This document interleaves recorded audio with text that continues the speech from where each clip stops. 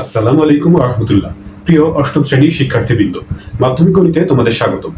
বন্ধুরা, তোমরা যারা এবছর জুনিয়র বৃত্তি পরীক্ষায় অংশগ্রহণ করতে যাচ্ছ, তাদের জন্য আমি লেকচার জুনিয়র বৃত্তি গাইড থেকে নিয়মিত মডেল টেস্টগুলোর সমাধান করে দেখাচ্ছি। আজকের এই পর্বে স্পেশাল মডেল টেস্ট 3 এর ক এবং খ বিভাগ অর্থাৎ পাটিগণিত আর বীজগণিতের অংশে যে 3টা সৃজনশীল প্রশ্ন আছে সেগুলোর সমাধান নিয়ে কথা বলবো। তো কথা না বাড়িয়ে চলো শুরু করি। প্রথমেই যে পাটিগণিতের অর্থাৎ ক বিভাগে যে 2টা প্রশ্ন আছে তার মধ্যে প্রথম প্রশ্নটা 1 নম্বর উদ্দীপকে 2টা প্যাটার্ন দেয়া আছে, একটা প্যাটার্নের বীজগণিতিক রাশি আর একটা প্যাটার্ন দেয়া আছে। ক নম্বর প্রশ্নে বলা হয়েছে 260 কে 2টি ভিন্ন উপায়ে 2টি সংখ্যার বর্গের সমষ্টি রূপে প্রকাশ করো। 260 এটাকে হচ্ছে 2টা উপায়ে 2টা সংখ্যার বর্গের সমষ্টি রূপে প্রকাশ করতে হবে। তো সেটা একটু চিন্তার বিষয়, একটু হিসাব করে দেখতে হবে। তো আমি সেটা হিসাব করেছি ইতিমধ্যেই। 260 কে প্রথমত হচ্ছে আমরা যে 100 4 নিতে পারি, 4 আর হচ্ছে 256 এর যোগফল হিসাবে লিখতে পারি। 4 মানে হচ্ছে 2 এর বর্গ 2 স্কয়ার, আর 256 কে লিখতে পারি 16 এর বর্গ 16 স্কয়ার। তাহলে এই যে 260 কে একভাবে আমরা প্রকাশ করলাম, 2 স্কয়ার প্লাস 16 স্কয়ার, 2টা বর্গের সমষ্টি রূপে একভাবে প্রকাশ করলাম। আর আরেকভাবে প্রকাশ করতে হবে, 2টা ভিন্ন উপায় বলেছে 260। আরেকভাবে হচ্ছে যদি 64 নিয়ে একটা সংখ্যা, 260 থেকে 64 বাদ দিলে আর থাকবে হচ্ছে 196। 64 কে হচ্ছে 8 এর বর্গ 8 স্কয়ার লেখা যায়, আর 196 হচ্ছে 14 এর উপরে স্কয়ার দিলে 196 হয়। তাহলে এই যে 2 স্কয়ার প্লাস 16 স্কয়ার আর হচ্ছে 8 স্কয়ার প্লাস 14 স্কয়ার, 260 কে 2টা ভিন্ন উপায়ে 2টা বর্গের যোগফল রূপে প্রকাশ করা হলো।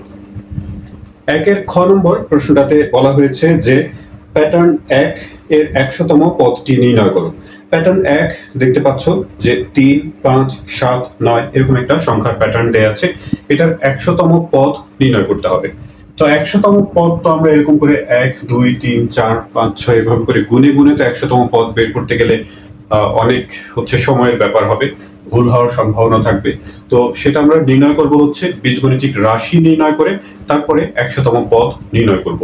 এখন এই প্যাটার্নটার জন্য যদি একটা বীজগণিতিক রাশি হিসাব করতে চাই, বের করতে চাই, তার জন্য আমরা প্রথমে দেখব যে এখানে পাশাপাশি 2টা পদের পার্থক্য কত। তো খুবই সহজ এটা, 5 থেকে 3 বিয়োগ করলে 2, 7 থেকে 5 বিয়োগ করলে 2।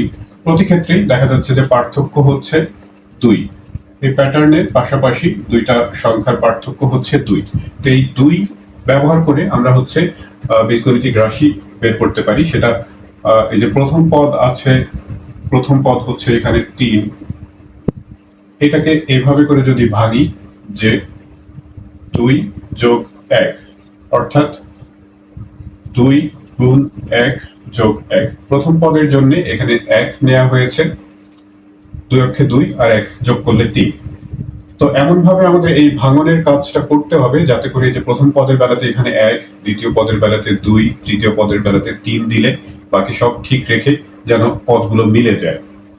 দ্বিতীয় পদ একইভাবে মিলবে। দ্বিতীয় পদ হচ্ছে 5, সেটাকে আমরা 4 যোগ 1 লিখতে পারি, 4 যোগ 1, তাহলে 2 গুণ 2 যোগ 1। এই যে এটার সাথে মিলে গেল, এই 2 আর এই 1 একই আছে, শুধু দ্বিতীয় পদের জন্য এখানে হচ্ছে 2। এভাবে করে তৃতীয় পদ সেটাও মেলাতে পারি। তৃতীয় পদ আছে হলো 7, তার মানে 6 যোগ 1 লিখতে পারি। তো 2 গুণ 3, তৃতীয় পদের জন্য 3 যোগ 1। তো দেখা যাচ্ছে এইভাবে করে প্রত্যেকটা পদ মিলে যাচ্ছে। এইভাবে কমপক্ষে 3টা পদ দেখাতে হবে, 3টার কম কিন্তু না। ইচ্ছা করে চতুর্থ পদ যেটা দেওয়া আছে সেটাও দেখাই দিতে পারো, তো প্রয়োজন নাই, 3টা কমপক্ষে দেখালেই হবে। তো আমরা বের করব হচ্ছে বীজগণিতিক রাশি ক চলকের মাধ্যমে বের করি। সুতরাং কতম পদ, কতম পদ, যেহেতু এই যে পদ সংখ্যার সাথে সাথে এই যে এখানকার এই সংখ্যাটা পরিবর্তন হচ্ছে, বাকি সব কিন্তু একই আছে। তো তাহলে কতম পদের বেলাতে এখানে শুধু ক বসিয়ে দিলেই হয়, অর্থাৎ 2 গুণ ক যোগ 1, তার মানে 2 ক যোগ 1। তো এটা হচ্ছে ওই প্যাটার্নটার বীজগণিতিক রাশি। তো আমাদের বের করতে হবে এই প্যাটার্নের 100তম পদ। এখন কয়ের মান যদি আমরা 100 বসিয়ে দিই তাহলে তো 100তম পদটা পেয়ে যাব। তো এখানেই সেটা করে দিচ্ছি। সুতরাং 100তম পদ 2 গুণ 100 তার সাথে যোগ 1, 2 এর সাথে 100 যোগ করলে 200 আর 1 যোগ করলে 201। তো এই হচ্ছে প্যাটার্নটার 100তম পদ। 1 নম্বর সৃজনশীলের যে শেষ প্রশ্নটা গ নম্বর, সেখানে বলা হয়েছে 2 নং উদ্দীপকের সংখ্যা প্যাটার্ন নির্ণয় করে প্রথম 4টি পদের চিত্র আঁকো। 2 নং একটা বীজগণিতিক রাশি দেয়া আছে 3 ক যোগ 1। এই বীজগণিতিক রাশির জন্য সংখ্যা প্যাটার্ন নির্ণয় করতে হবে এবং প্রথম 4টা পদের চিত্র আঁকতে হবে। তো 3 ক যোগ 1 বীজগণিতিক রাশিটা, এটার যদি সংখ্যা প্যাটার্ন নির্ণয় করতে চাই তো প্রথমে কমপক্ষে 3টা পদ আমাদের জানা দরকার। পরবর্তীতে যেহেতু 4টা সংখ্যার 4টা পদের চিত্র আঁকতে বলা হয়েছে, আমরা 4টা পদই এখানে প্রথমে বের করে ফেলি। ক এর মান যত বসাবো তত নম্বর পদ পাওয়া যাবে। তো এই রাশিটির প্রথম পদ লিখতে পারি, অথবা শুধু প্রথম পদ লিখি, প্রথম পদ। ক এর মান সেই ক্ষেত্রে 1, 3 অক্ষে 3 আর 1 হচ্ছে 4, পাশে লিখে দিই 4।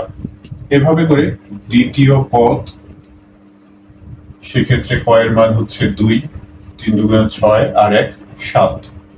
তৃতীয় পদ 3 গুণ 3 যোগ 1, 3 3 9 আর 1 যোগ করে 10। চতুর্থ পদ 3 এর সাথে এবার 4 গুণ 3 4 12 আর 1 যোগ করে হচ্ছে 13। তো প্রথমের 4টা পদ আমরা নির্ণয় করেছি। এভাবে অসংখ্য নির্ণয় করা সম্ভব, প্রয়োজন নেই সেটা। 3টা বা 4টা পদ হলে আমরা প্যাটার্ন লিখতে পারি। সুতরাং নির্ণেয় সংখ্যা প্যাটার্ন, নির্ণেয় সংখ্যা প্যাটার্ন, সংখ্যা প্যাটার্ন সেটা হবে প্রথম পদ 4, তারপরে 7, তৃতীয় পদ 10, চতুর্থ পদ 13, এইভাবে চলতে থাকবে। সংখ্যা প্যাটার্নটা বের করেছি। আমাদের এরপর 4টা পদই নির্ণয় করেছি। 4টা পদের হচ্ছে জ্যামিতিক চিত্র আঁকতে হবে। প্রথম 4টি পদের চিত্র আঁকো। তো চিত্র আঁকতে গেলে প্রথম দেখো এখানে প্রথম পদ, তারপর দ্বিতীয় পদ 3 করে পার্থক্য আছে। 4 থেকে 7 3 বেড়েছে, 7 থেকে 10 3 বৃদ্ধি পেয়েছে। তো এমন চিত্র আঁকতে হবে যে একটা চিত্র থেকে আরেকটা চিত্রে যেন 3টা করে সংখ্যা, 3টা করে রেখার পার্থক্য থাকে। তো সেটা আমরা আঁকতে পারি এইভাবে।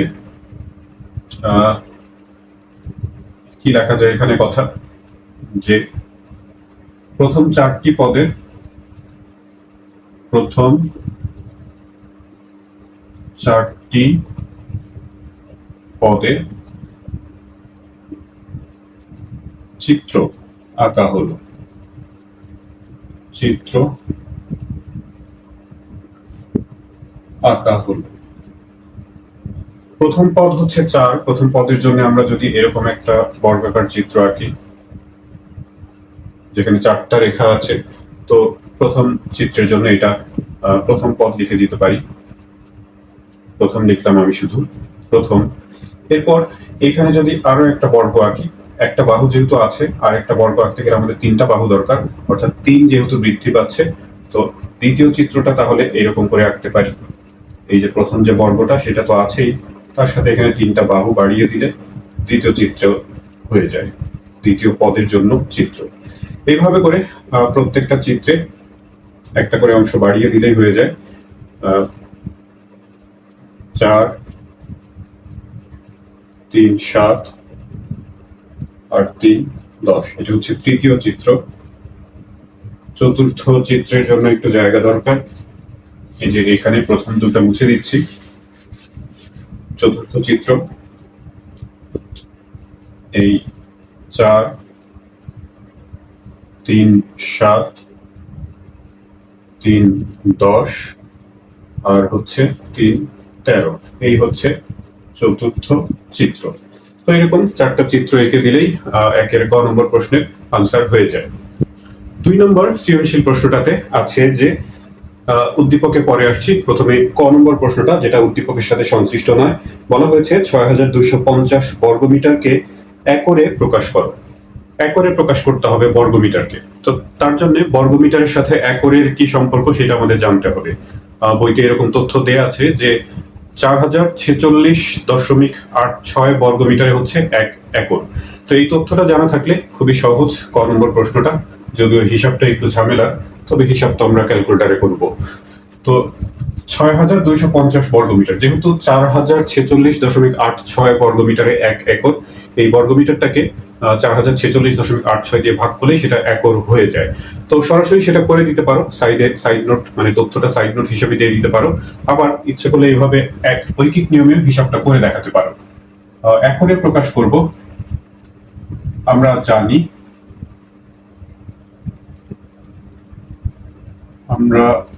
জানি যে 4046.86 বর্গমিটারে 1 একর। তাহলে 1 বর্গমিটারে হচ্ছে 1/4046.86 একর। আর আমাদের নির্ণয় করতে হবে ৬২৫০ বর্গমিটারে। একের সাথে ৬২৫০ উপরে গুণ হয়ে যাবে, একটা এখন না লিখলেও হয়। ৬২৫০কে 4046.86 দিয়ে ভাগ করলে একর হয়ে যাবে। একর। তো সেটা ভাগ করে দেখি। ৬২৫০কে ভাগ করব 4046.86 দিয়ে। ভাগ করলে ১.৫৪৪, ১.৫৫ পরে অনেকগুলো ৪, ১, ২, ৩, তিনটা ৪ আছে। তো তিনটা ৪ নিলে এরপরে শূন্য আছে, যদি আমরা ৪ ঘর লিখি এতটুকুই হয়। যদি এর পরবর্তী ডিজিটটা ৪-এর থেকে বড় থাকতো তাহলে এখানে লাস্টের ডিজিটে ১ যোগ করে নিতাম, কিন্তু সেটা এখানে প্রয়োজন হচ্ছে না। এত একর। এখানে আমরা একটা প্রায় লিখে দিব, যেহেতু আসন্ন মান ৪ ঘর পর্যন্ত লিখেছি তাই। বন্ধুরা, ২ নম্বর সৃজনশীলটার উদ্দীপকে আছে যে একটি আয়তাকার বাগানের দৈর্ঘ্য প্রস্থের ৪ গুণ এবং ক্ষেত্রফল ৪৪,১০০ বর্গমিটার। বাগানের সমান ক্ষেত্রফল বিশিষ্ট বর্গাকৃতি ক্ষেত্রের বাইরে চারদিকে ৩ মিটার বিস্তৃত রাস্তা আছে। খ নম্বর প্রশ্নে বলা হয়েছে আয়তাকার বাগানটির দৈর্ঘ্য ও প্রস্থ নির্ণয় করো। আয়তাকার বাগানের দৈর্ঘ্য হচ্ছে প্রস্থের ৪ গুণ আর ক্ষেত্রফল দেয়া আছে ৪৪,১০০ বর্গমিটার। এই তথ্য থেকেই আমরা আয়তাকার বাগানের দৈর্ঘ্য এবং প্রস্থ নির্ণয় করতে পারি। যেহেতু দৈর্ঘ্য প্রস্থের ৪ গুণ বলা হয়েছে, আমরা প্রস্থটাকে যদি এক্স বা ক ধরে নেই, মনে করি আয়তাকার বাগানের প্রস্থ, আয়তাকার বাগানের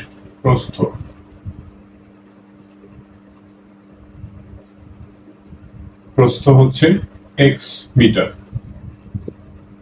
তাহলে দৈর্ঘ্য হবে এর ৪ গুণ, অর্থাৎ 4x। দৈর্ঘ্য 4x মিটার। প্রস্থ x আর দৈর্ঘ্য যদি 4x হয় তাহলে এর ক্ষেত্রফল হবে, আয়তক্ষেত্রের ক্ষেত্রফল দৈর্ঘ্য আর প্রস্থ গুণ করলে পাওয়া যায়। আর এই ক্ষেত্রে 4x আর x গুণ করলে হচ্ছে আয়তাকার বাগানের ক্ষেত্রফল পাওয়া যাবে বর্গ মিটার। তার মানে 4x স্কয়ার বর্গমিটার। ক্ষেত্রফল তো দেওয়া আছে ৪৪,১০০।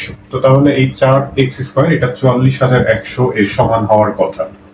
আমরা এইভাবে লিখব যে প্রশ্ন মতে 4x square is equal to ৪৪,১০০। তো এই 4টা ওই পাশে গিয়ে ভাগ হয়ে যাবে, ৪৪,১০০কে 4 দিয়ে ভাগ করলে হবে ১ ১ আর হচ্ছে ১ নামবে যায় না, এর মধ্যে ০ ২ ৫। আমি একটু মিলিয়ে দেখি ভাগটা ঠিক করলাম কিনা। 44,100 কে ভাগ করব 4 দিয়ে, 11,025। হ্যাঁ, ঠিকই লিখেছি। 11,025 স্কোয়ারটা যদি ওই পাশে নিয়ে যাই তাহলে বর্গমূল করতে হবে। এটার বর্গমূল করলে হবে 105। x ইজ ইকুয়াল টু এই 11,025-এর বর্গমূল, তার মানে x ইকুয়াল টু 105। x মানে তো বাগানের প্রস্থ, তো বাগানের প্রস্থ পাওয়া গেল হচ্ছে 105 মিটার। আমাদের দৈর্ঘ্য প্রস্থ নির্ণয় করতে হবে। প্রস্থ পেয়েছি আমরা, সেটা একটু ফ্রেশ করে লিখব, আর তার সাথে যদি 4 গুণ করে দিই তাহলে দৈর্ঘ্যটাও পাওয়া যাবে। আমরা লিখি যে সুতরাং বাগানের প্রস্থ 105 মিটার। সুতরাং বাগানের প্রস্থ হচ্ছে 105 মিটার, আর দৈর্ঘ্য 4 গুণ,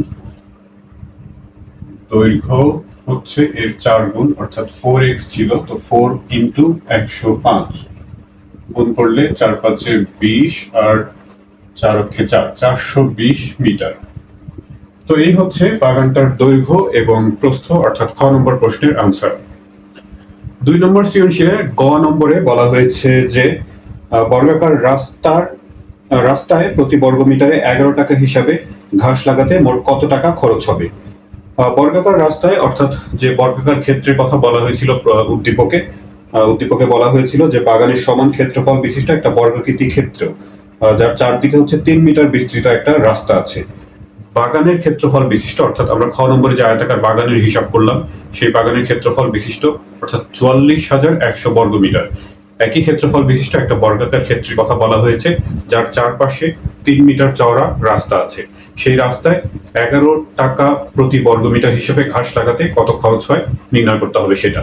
তো এটা ধরো যে বর্গাকার ক্ষেত্রটা, ভেতরে এটা, চারপাশে 3 মিটার চওড়া রাস্তা আছে, সব দিকে 3 মিটার চওড়া, এদিকেও 3 মিটার, সব দিকে 3 মিটার চওড়া রাস্তা। তো এই ভেতরের যে বর্গাকার ক্ষেত্রটা, এই ভেতরের অংশটুকু, এটার ক্ষেত্রফল হচ্ছে আয়তাকার ক্ষেত্রের ক্ষেত্রফলের সমান, অর্থাৎ 44,100 বর্গমিটার। প্রশ্নের মতো করে কথাটা প্রথমে লিখে নিতে পারো। আমি একটু কথা কম লেখার চেষ্টা করছি, বোর্ডে লিখতে আসলে বেশ ঝামেলা লাগে। বর্গাকার ক্ষেত্রের ক্ষেত্রফল এত বর্গমিটার, এতটুকু লিখলেও সমস্যা নেই। তো বর্গের একটা বাহুর দৈর্ঘ্য কত সেটা জানতে হবে। আমাদের এই রাস্তার ক্ষেত্রফল বের করতে গেলে এই ভেতরের ক্ষেত্রফল, যেটা আমরা জানি ইতিমধ্যেই, এখন এই বাইরের যে বর্গাকার ক্ষেত্রটা রাস্তা সহ, সেই রাস্তা সহ দৈর্ঘ্যটা কত সেটা জানতে হবে। এই দৈর্ঘ্য জানতে গেলে এই ভেতরের একটা বাহুর দৈর্ঘ্য কত সেটা জানতে হবে। রাস্তার প্রশস্ততা সেটা তো আমরা জানি ইতিমধ্যে, প্রশ্নে দেওয়াই আছে সেটা। তো এখন এই ভেতরের যে বাহু, অর্থাৎ বর্গাকার ক্ষেত্রের এক বাহুর দৈর্ঘ্য, সেটা প্রথমে নির্ণয় করি। এক বাহু থেকে যদি আমরা বর্গের ক্ষেত্রফল বের করতে চাই তাহলে হচ্ছে স্কয়ার করতে হয়। এখন উল্টো কাজ, ক্ষেত্রফল থেকে হচ্ছে আমরা এক বাহু নির্ণয় করব, তো তাহলে বর্গমূল করতে হবে, অর্থাৎ স্কয়ার রুট। এক বাহুর দৈর্ঘ্য, এক বাহুর দৈর্ঘ্য সেটা হচ্ছে এই 44,100 এর বর্গমূল। একক কিন্তু এখন মিটার, যেহেতু এখন এটা এক বাহু হয়ে গেল। এটার যদি বর্গমূল করি, 44,100 বর্গমূল করলে 210 মিটার। এক বাহুর দৈর্ঘ্য পেয়েছি। এক বাহুর দৈর্ঘ্যটা দরকার আমাদের যে বাইরের এই রাস্তা সহ বাহুর দৈর্ঘ্য কত হবে সেটা জানার জন্য। তো আমরা এখন এই 210 মিটার ভেতরের বাহুটা, এর পাশে 3, এর পাশে 3, অর্থাৎ 6 মিটার যোগ করে দিলে রাস্তা সহ বর্গাকার ক্ষেত্রের এক বাহুর দৈর্ঘ্য পাবো। রাস্তা সহ বর্গের লিখি, বর্গের এক বাহুর দৈর্ঘ্য, এক বাহুর দৈর্ঘ্য 210 এর সাথে দুই পাশ থেকে 3 মিটার 3 মিটার করে, অর্থাৎ দুইটা 3 যোগ করতে হবে। তো 3 দুগুণা 6 আর 210 মিলে 216 মিটার। রাস্তা সহ দৈর্ঘ্য যদি এটা হয় এক বাহুর, তাহলে রাস্তা সহ ক্ষেত্রফল, বর্গের ক্ষেত্রফলের সূত্রানুসারে এটার বর্গ করতে হবে। রাস্তা সহ ক্ষেত্রফল, রাস্তা সহ ক্ষেত্রফল সেটা হবে 216 এর বর্গ মিটার একক। 216 যদি বর্গ করি, 216 বর্গ করলে হবে 46,656 বর্গ মিটার। রাস্তা সহ ক্ষেত্রফল এটা।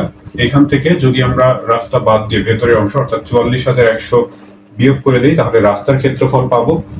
তারপরে সেই রাস্তায় ঘাস লাগানোর ব্যাপারটা, রাস্তার ক্ষেত্রফল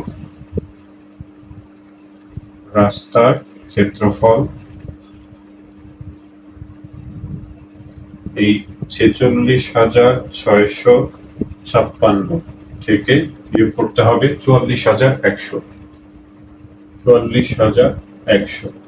এটা বিয়োগ করলে হবে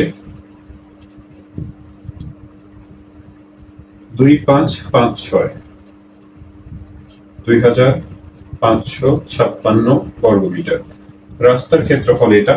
এখন এই রাস্তায় 11 টাকা প্রতি বর্গ মিটার হিসাবে ঘাস লাগানোর খরচ নির্ণয় করতে হবে। অর্থাৎ 1 বর্গ মিটারে ঘাস লাগাতে খরচ হয় হচ্ছে 11 টাকা। আমাদের যে রাস্তার ক্ষেত্রফলটা নির্ণয় করা হয়েছে সেই বর্গ মিটারে কত টাকা খরচ হয় নির্ণয় করতে হবে, সেটা গুণ করে দিলেই হয়ে যায়। তো একটু আমরা 2 লাইনে হিসাবটা করি। 1 বর্গ মিটারে ঘাস লাগাতে খরচ, 1 বর্গ মিটারে শুধু খরচ লিখি, 1 বর্গ মিটারে খরচ হচ্ছে 11 টাকা। তাহলে যেটা বের করেছি ক্ষেত্রফল 2,556 বর্গ মিটারে খরচ, এই 2,556 সাথে 11 গুণ 2,556 আর 11 যদি গুণ করা হয় তাহলে পাওয়া যাবে 28,116। 28,116 টাকা। তো এই হচ্ছে ওই রাস্তায় ঘাস লাগানোর খরচ। তো 2 নম্বর সৃজনশীল প্রশ্নটা সমাধান শেষ হলো। শিক্ষার্থী বন্ধুরা, বীজগণিতের অংশে যে একটা মাত্র সৃজনশীল থাকে, এখানে যে সৃজনশীল প্রশ্নটা দেয়া আছে, 2টা সমীকরণ দেয়া আছে উদ্দীপকে। বলা হয়েছে ক নম্বর প্রশ্নে যে প্রতিস্থাপন পদ্ধতিতে সমাধান নির্ণয় করার ধাপগুলো লিখো। এটা আসলে কেবল কথা দিয়ে লিখে দিতে হবে। আমি সেটা লিখছি না, মুখে একটু বলে দিচ্ছি। এগুলো তোমরা জানোই, কারণ প্রতিস্থাপন পদ্ধতিতে যেভাবে সমাধান করো সেই প্রক্রিয়াটাই কেবল লিখতে হবে। এখানে আসলে 3টা ধাপ বজায় রেখে তারপরে সমাধানটা করতে হয়। প্রথম ধাপে আমরা করি কি, যে 2টা সমীকরণ দেয়া থাকে তার মধ্যে যে কোনো একটা থেকে একটা আপাত মান অর্থাৎ একটা চলকের মান অন্য চলকের মাধ্যমে বের করি। তো তাহলে প্রথম ধাপ 1 নম্বর দিয়ে তোমরা এই কথাটা লিখে দিবে যে যে কোনো একটি সমীকরণ থেকে একটা চলকের মান অন্য চলকের মাধ্যমে নির্ণয় করি। এটা হচ্ছে প্রথম ধাপ। দ্বিতীয় ধাপে করি কি, যে চলকের মানটা নির্ণয় করা হয়েছে যেই সমীকরণ থেকে, অন্য সমীকরণে ওই চলকের মানটা ব্যবহার করে এক চলক বিশিষ্ট সমীকরণ তৈরি করে একটা চলকের মান নির্ণয় করি। দ্বিতীয় ধাপ এটা। আর তৃতীয় ধাপে যে দ্বিতীয় ধাপে যে মানটা আমরা পেয়েছি সেই মানটা যে কোনো একটা সমীকরণে বসিয়ে হচ্ছে অন্য যে চলকটা আছে সেটার মান নির্ণয় করি। তো এই হচ্ছে প্রতিস্থাপন পদ্ধতিতে সমাধান করার যে 3টা ধাপ আছে সেইগুলো। খ নম্বর প্রশ্নে এখানে বলা হয়েছে যে উদ্দীপকের যে সমীকরণ 2টা দেয়া আছে, প্রতিস্থাপন পদ্ধতিতে প্রদত্ত সমীকরণ জোটের সমাধান নির্ণয় করো। সমীকরণ 2টা দেখতে পাচ্ছ এখানে। প্রথমে আমরা সমীকরণ 2টা নাম্বার দিয়ে নেই। এটা হচ্ছে 1 নম্বর আর এটা 2 নম্বর। এই 2টা সমীকরণ প্রতিস্থাপন পদ্ধতিতে সমাধান করতে হবে। তো ক নম্বরে যেমনটা বলছিলাম যে প্রথমে হচ্ছে 1 অথবা 2 যে কোনো একটা সমীকরণ থেকে যে কোনো একটা চলকের একটা আপাত মান অর্থাৎ একটা চলকের মান অন্য চলকের মাধ্যমে বের করতে হবে। তো সেটা করি। 1 নম্বর থেকে হিসাবটা শুরু করি। 1 হতে পাই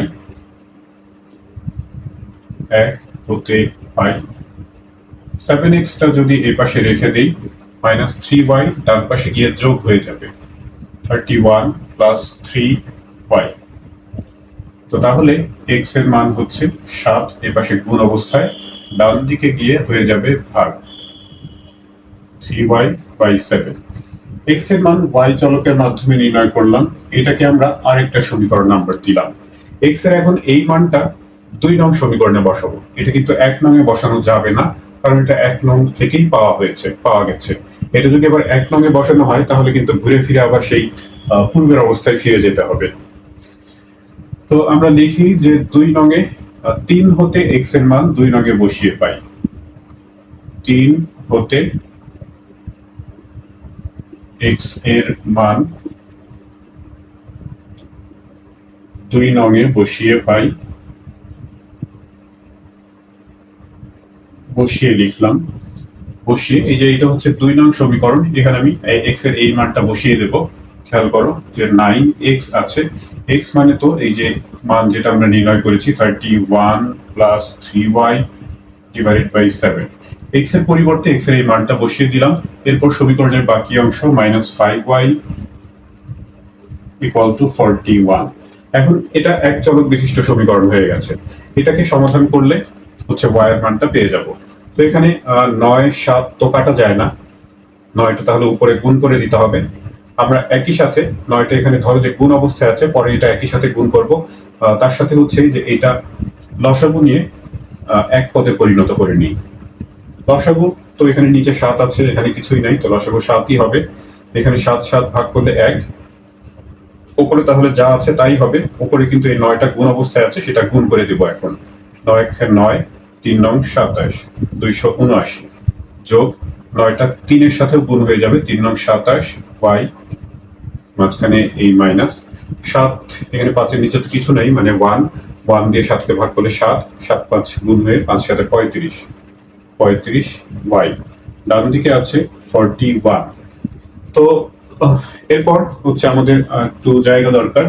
3 নম্বর সমীকরণটা কিন্তু পরে প্রয়োজন হবে, এটা রেখে দিচ্ছি, উপরের অংশটুকু মুছে দেই। অবশ্য যে এখান থেকে y এর মান যেটা পাওয়া যাবে সেটা 1 বা 2 নম্বর সমীকরণে বসালেও x এর মান পাওয়া যাবে, তবে 3 নম্বর থেকে সেটা হিসাব করাটা সহজ হবে। তো এখানে আরেকটা লাইন করে নেই। 27y থেকে 35y যদি মাইনাস করি তাহলে -8y হবে। 279 - 8y = এই 7টা ডান পাশে গিয়ে গুণ, 7 অক্ষে 7 আর 4 সাথে হচ্ছে 28, 287। তাহলে 8yটা এই পাশে বিয়োগ অবস্থায় আছে, আমরা 8yটাকে যদি ডান পাশে নিয়ে যাই সেটা ধনাত্মক হবে, 287 এই পাশে এসে বিয়োগ হবে। অর্থাৎ এইভাবে করে লিখতে পারি, এই পাশে 279 তো আছেই, 287 এই পাশে এসে বিয়োগ, আর 8y ডান পাশে গিয়ে ধনাত্মক হয়ে যাবে।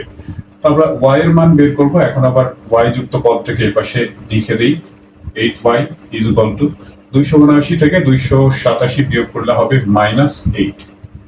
দুই পাশেই 8 আছে, 8 দিয়ে ভাগ করলে 8 অক্ষে 8, 1 হবে, তবে মাইনাস থাকার কারণে -1, y = -1।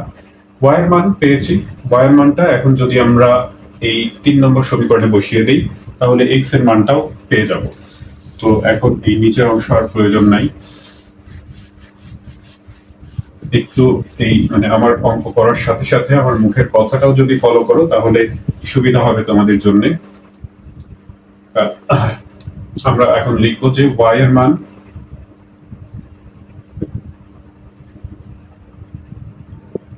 3 নং এ বসিয়ে পাই। এটা অবশ্যই ইচ্ছা করলে 1 আর 2 যে কোনো একটা সমীকরণে বসালেই হবে, তবে 3 নং থেকে হিসাব করাটা সহজ। y এর মান 3 নং এ বসিয়ে পাই। y এর মান তো আমরা -1 বের করেছি, তাহলে x = 31।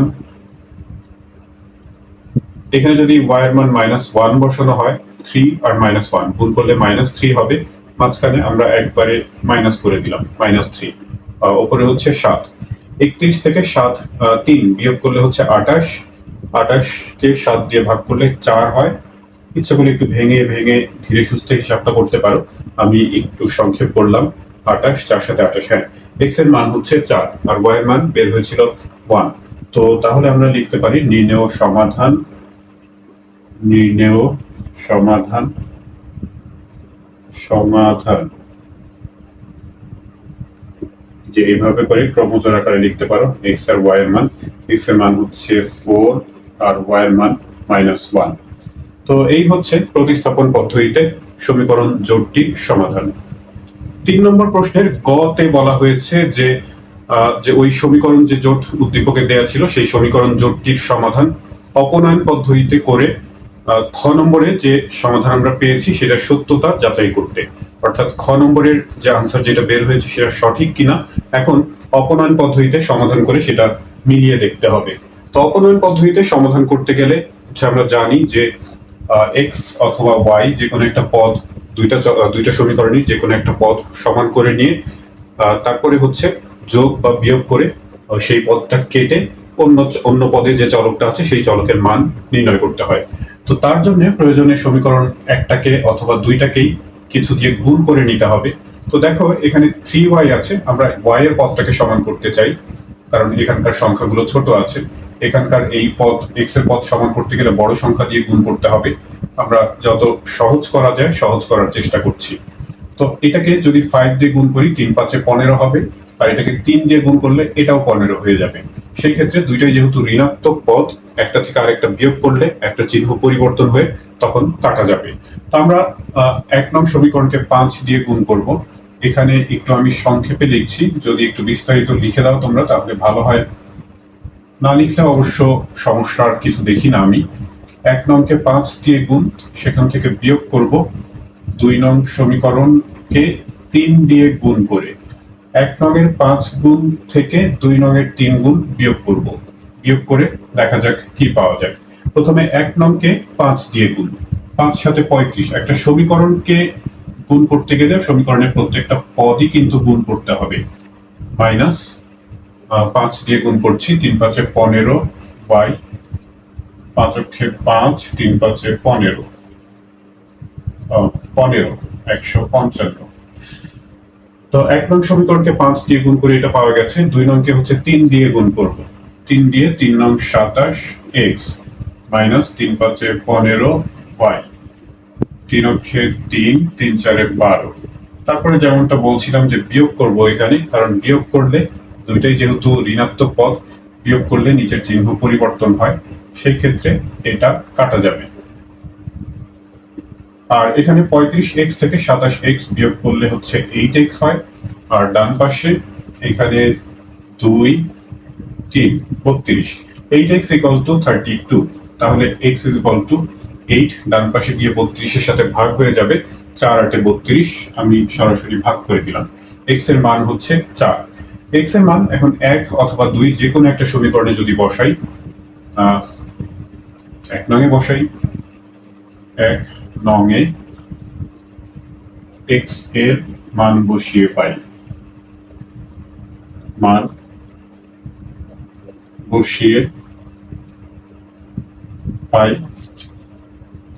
x এর মান 1 নং সমীকরণে বসাবো, 7x অর্থাৎ 7 into 4 minus 3y equal to 31। 4 সাথে 28, ওই পাশে যদি নিয়ে যাই, এখানে মাইনাস 3y টা রেখে দিলাম। 31 থেকে 28 বিয়োগ, 31 থেকে 28 বিয়োগ করলে হচ্ছে 3। একটু ডান পাশে হিসাবটা করি, মাইনাস 3y equal to 3। তাহলে y is equal to -3 ওই পাশে গিয়ে 3 এর সাথে ভাগ হয়ে -1 হবে। যেহেতু একটা মাইনাস আছে এই পাশে, ভাগ হলে মাইনাসটা থেকে যাবে। y is equal to হচ্ছে -1। এই x এর মান পেয়েছিলাম 4। তো খ নম্বরেও প্রতিস্থাপন পদ্ধতিতে একই সমাধান আমরা পেয়েছিলাম। তো এরপরে এটার মানে প্রশ্নের মতো করে একটা কথা লিখে দিবে যে প্রশ্নটা ছিল, প্রথমে সমাধানটা লিখবে যে নির্ণেয় সমাধান, অপনয়ন পদ্ধতিতে প্রাপ্ত সমাধান xy is equal to হচ্ছে 4 -1, যা খ নগে প্রাপ্ত সমাধানের সত্যতা প্রমাণ করে। এরকম একটা কথা শেষে লিখে দিতে পারো। তো শিক্ষার্থী বন্ধুরা, এই ছিল ক এবং খ বিভাগের যে 3টা সৃজনশীল প্রশ্ন সেগুলো নিয়ে আলোচনা। এই ভিডিও থেকে তোমরা উপকৃত হয়ে থাকলে চ্যানেলটি সাবস্ক্রাইব করার এবং বন্ধুদের সাথে শেয়ার করার অনুরোধ জানাচ্ছি। তোমরা সবাই ভালো থাকবে, প্রার্থনা তোমাদের সবার জন্য। আল্লাহ হাফেজ।